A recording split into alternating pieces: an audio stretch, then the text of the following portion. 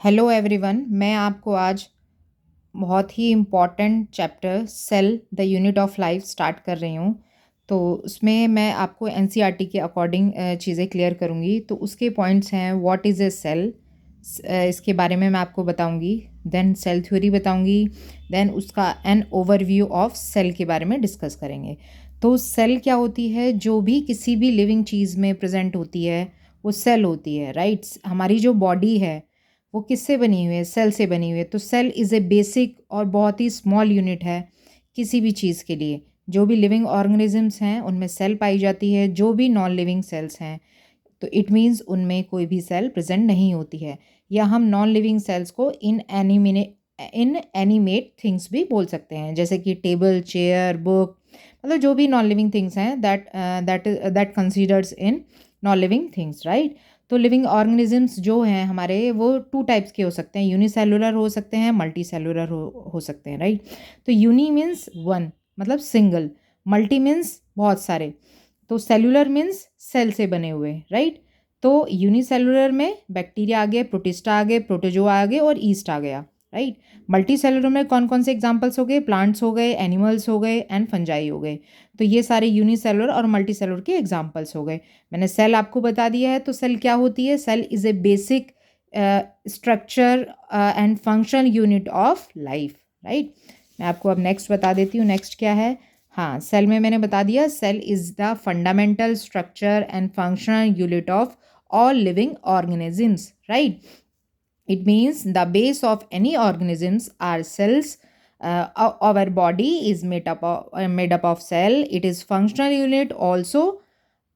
हाँ, एग्जाम्पल क्या है? जैसे कि हम बात करें कि कार्डियक मसल्स होती हैं, हमारी कार्डियक सेल्स होती हैं, हार्ट सेल्स होती हैं, वही उसी का ही पार्ट है। लंग सेल्स होती हैं, पैनक्रियाटिक सेल्स होती हैं। तो these all are made up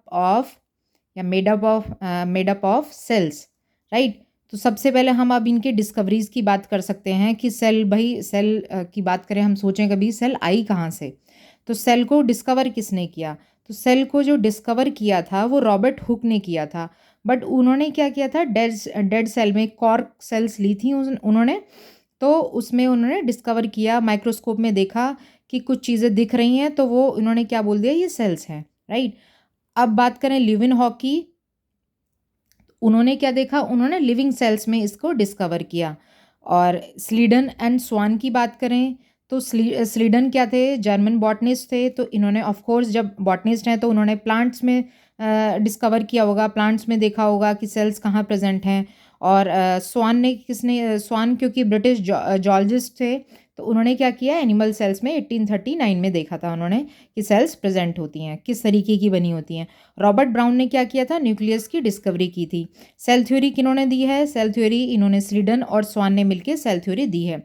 अब रुडोल्फ वर्चॉव की बात करें तो इन्होंने सबसे अच्छी चीज़ें, मतलब कॉम्बिनेशन में मिला के इन्होंने बोला कि देखो, हमें क्योंकि पता था चलो सेल्स हैं, लेकिन सब यही सोच रहे थे कि सेल्स आई कहाँ से, सेल्स बनती कहाँ से हैं, इनका ओरिजिन कहाँ है। तो विर्चॉव ने यही बताया कि सेल्स जो हैं वो प्री एग्जिस्टिंग, जो पहले से ही बनी है, उनसे ही आगे डेवलप होती हैं। It means new cells are formed from pre existing cells. उन्होंने क्या बोला? ओमनिस सेल्यूला ई सेल्यूला। तो इनकी बहुत ही फेमस ये चीज़ है, इनके वर्ड्स हैं ओमनिस सेल्यूला ई सेल्यूला। इट मीन्स उन्होंने 2 पॉइंट्स दिए। All cells arise from pre existing cells. Second क्या दिया? All living organisms are composed of cells and product of cells. तो इन्होंने ही बता दिया, राइट। अब हम बात कर लेते हैं an overview of cells. Overview में क्या है? प्रोकैरियोटिक सेल्स हैं, आपको पता है। यूकैरियोटिक सेल्स हैं। यूकैरियोटिक मल्टी सेलुलर भी हो सकती हैं, यूनिसेलुलर भी हो सकती हैं। प्रोकैरियोटिक में क्या है? मेन डिफरेंस है कि जो इसमें जो ऑर्गेनेल्स हैं वो मेम्ब्रेन बाउंड नहीं होते हैं। यूकैरियोटिक में मेम्ब्रेन बाउंड ऑर्गेनेल्स सारे प्रेजेंट होते हैं। प्रोकैरियोटिक में कौन से आएंगे एग्जांपल्स? बैक्टीरिया हो गया, आर्की बैक्टीरिया हो गया, साइनोबैक्टीरिया, इसको हम बीजीए या ब्लू ग्रीन एल्गी भी बोल सकते हैं। माइकोप्लाज्मा हो गया। यूकैरियोट में प्लांट सेल्स हो गई, एनिमल सेल्स हो गई। अब एनिमल सेल्स और प्लांट सेल में क्या डिफरेंस है? सेल वॉल का डिफरेंस है। सेल वॉल जो है आपको सबको पता होगा प्लांट सेल में पाई जाती है। सेंट्रियोल का डिफरेंस है। सेंट्रियोल सिर्फ जो है ये एनिमल सेल में ही पाया जाता है। क्लोरोप्लास्ट जो है वो प्लांट सेल्स में ही मिलता है। तो ये सारे एग्जाम्पल्स हैं। हाँ, तो शेप्स ऑफ बैक्टीरिया की बात करें हम तो शेप्स ऑफ बैक्टीरिया में क्या है, शेप ऑफ बैक्टीरिया में है जैसे बैसिलस हो सकती है उसकी शेप बैक्टीरिया की, कोकस हो सकती है, विब्रोई हो सकती है और स्पाइरलम हो सकती है। बैसिलस मीन्स रॉड लाइक, जो रॉड लाइक बैक्टीरिया होते हैं। कोकस मीन्स स्फेरिकल शेप बैक्टीरिया होते हैं। विब्रो मीन्स कॉमा शेप जो बैक्टीरिया होते हैं। स्पायरल मीन्स स्पायरल शेप जो बैक्टीरियाज होते हैं। तो ये शेप्स हो गई।